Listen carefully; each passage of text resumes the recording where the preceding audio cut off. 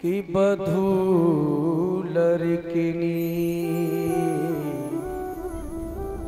पर घर आई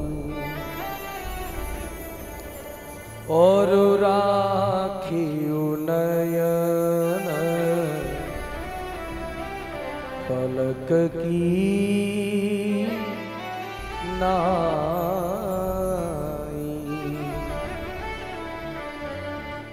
जो दहेज लेकर के नहीं आए, अपनी इच्छा से पिता दे बहू का, बेटी का, वही ग्रहण करना चाहिए। और भैया बहू घर में आ जाए, यदि चाहते कि हमारी सेवा हो तो ये चौपाई बिल्कुल रट लेना रामचरितमानस की। दशरथ जी कहते हैं कि ये जो बहू आई है ना घर में, तीनों पत्नियों को बुला लिया, ये कैसी हैं? बधू लड़किनी। लड़किनी का अर्थ होता है लड़कपन, बार बार गलती करेंगी लेकिन यदि इनसे कोई गलती हो जाए तो इनको डांटना मत। इन बहुओं को कैसे रखना कि राखियो नयन, जैसे नेत्रों की रक्षा पलक करता है। यदि नेत्रों में कोई कूड़ा जाता है तो पलक पहले ही बंद हो जाता है। और भैया तुमने यदि बहू आई और कोई गलती कर दी बहू ने, तो भैया बार बार उसे ताने देवे कि भैया जाके मैया बापन ने यही सिखायो, तो भैया वहां सेवा नहीं होने वाली। और बहुओं के लिए भी कथा हमें संदेश देती है कि भैया बहुओं के लिए भी सबसे बड़ा धर्म है। मैयाओं, आप लोग कथा सुनने आते हैं तो ये बात आप लोग धारण करके जाना अपने मन में, क्योंकि माताओं के लिए और कोई धर्म नहीं बताया है। हाँ, माताओं के लिए सबसे बड़ा धर्म बताया है। यदि आपको मेरी कथा अच्छी लगी है तो ये बात अपने मन में धारण करके जाना, और मेरी तरफ से नहीं है, रामचरितमानस में तुलसीदास जी ने ही लिखी है। कहा है कि एहि ते अधिक धर्म नहीं दूजा,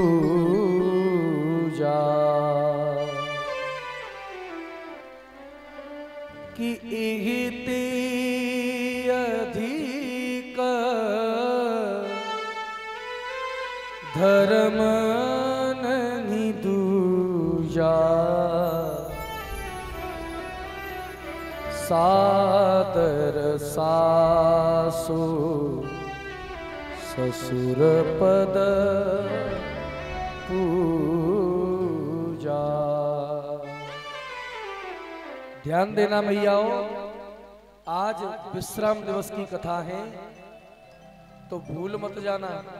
माताओं के लिए सबसे बड़ा धर्म बताया है। एक बार को समय नहीं मिले तो भैया भले ही मंदिर में मत जाओ दर्शन करने। हाँ, सबसे बड़ा धर्म माताओं के लिए यही है।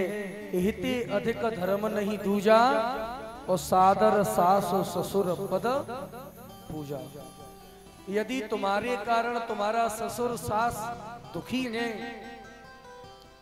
तो भैया वो तुम्हारा व्रत पूजा उससे कोई फायदा नहीं। हाँ,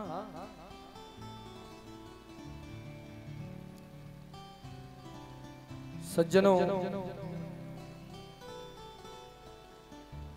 इसीलिए भगवान की जो पत्नी है सत्यभामा बार बार रूठती हैं, लेकिन रुक्मिणी जी कभी नाराज नहीं हुई। एक दिन भगवान ने विनोद किया है रुक्मिणी जी से कि देखें रुक्मिणी जी नाराज होंगी तो रुक्मिणी जी कैसी लगेगी। और भैया भगवान कहने लगे रुक्मिणी जी से कि हे देवी,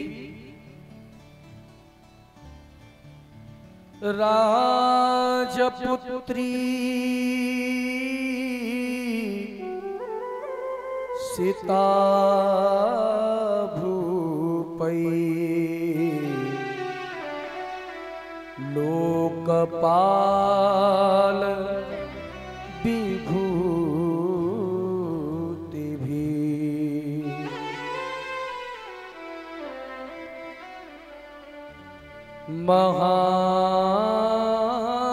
महानुभावई श्रीमद विरूपो कार्यबलोर्जितै।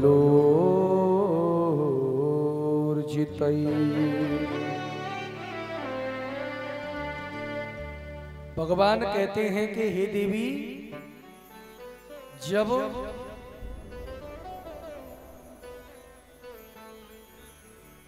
आपने मेरे साथ विवाह किया तो मैं ये पूछना चाहता हूं कि मेरे साथ ही विवाह क्यों किया। विनोद कर रहे हैं भगवान के, देखें रुक्मिणी जी नाराज होंगी कि नहीं। भगवान कहते हैं कि तुमसे शादी करने के लिए बड़े बड़े राजा तैयार थे, शिशुपाल तो बारात लेकर के आ गया था, लेकिन तुमने फिर भी मुझसे विवाह किया। क्यों? क्योंकि तुम सोचो कि मैं बहुत सुंदर हूं, तो भैया संसार के लोग मुझे काला कलूटा बोलते हैं, हाँ काला कहते हैं। और देवी तुम सोचो कि मेरा चरित्र अच्छा है, तो भैया लोग बाग मुझे चोर कहते हैं, हाँ कोई माखन चोर, कोई चीर चोर, कोई चित चोर।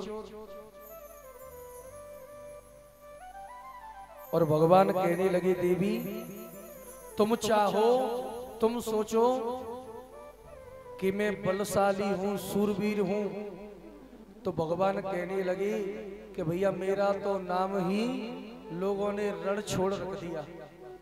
हाँ जरासंध के भय से रण को छोड़ करके भागा मैं, और भैया डर के मारे मैं समुद्र में रहता हूं,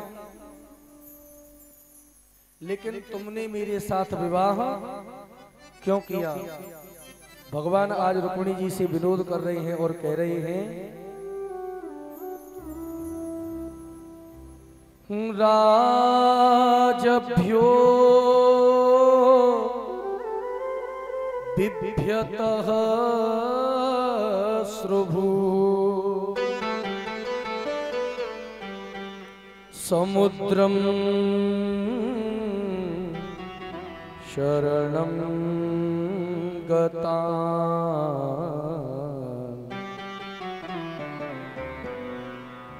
बलबब्धि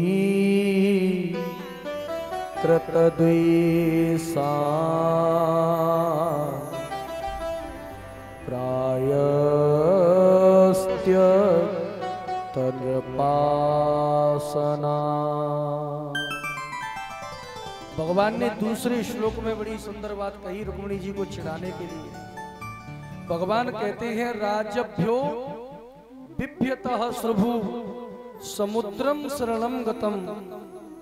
भगवान कहते हैं कि राजाओं के डर के मारे समुद्रम शरणं गतम, मैं समुद्र की शरण में चला गया, समुद्र में रहता हूं, लेकिन फिर भी आपने मेरे साथ विवाह किया।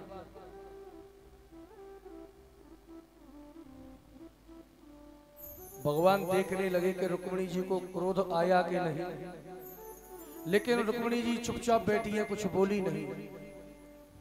अंत में भगवान ने एक बात और कही रुक्मिणी जी से। ये बात भगवान ने कब कही? जब रुक्मिणी जी से 10 पुत्र और भैया 1 पुत्री हो गई, प्रत्येक रानी से हुए हैं। तो भैया जब रुक्मिणी जी से भगवान कहने लगे देवी यदि तुम चाहो तो आज भी मैं तुम्हारा विवाह शिशुपाल से करा सकता हूं, तो भैया रुक्मिणी जी फिर भी कुछ नहीं बोली, लेकिन एकदम रुक्मिणी जी नेत्र बंद करके पीछे गिरने को हुई। तभी भगवान ने 4 भुजाओं से 2 हाथों से रुक्मिणी जी को पकड़ा और भैया एक हाथ से रुक्मिणी जी की हवा करने लगे और भगवान कहने लगे देवी मैं तो मजाक कर रहा था। लेकिन सज्जनों, रुक्मिणी जी जब बैठी तो कहने लगी कि प्रभु आप कहते हैं कि मेरे साथ विवाह क्यों किया?